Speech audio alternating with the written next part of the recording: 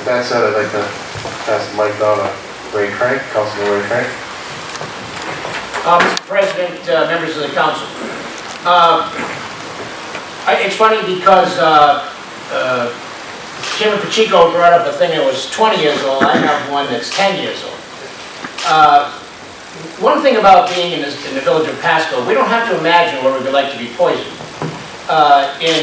Over 15 years ago, there was an MTV Eastville in Pasco, one of the largest in the country at the time, that left us without potable water for over a year and a half.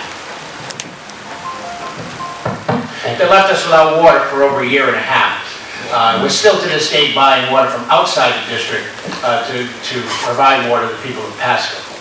So I thought about what I would say, and basically I looked at a letter that was written by our council president, he's passed away, Wallace Fee, and he wrote in his letter that was in response to a power plant that was being placed in North Smithfield. And as John said, some of the communities are writing their own resolutions. In this case, the town of Barbara wrote their own letter. I think it's poetic. I have copies. And it covers many of the same things that we're talking about today. Power supply issues, environmental issues, regional planning issues, local control issues, road system and zoning, and the process, the EFSB process.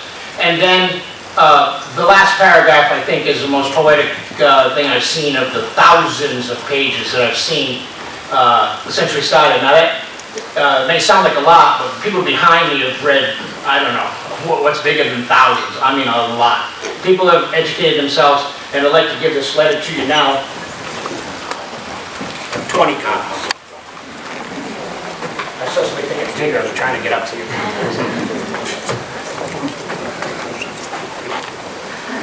And finally, I'd like to thank you for giving us this opportunity. I think it's important for communities to speak to each other about important issues, and I thank you very much.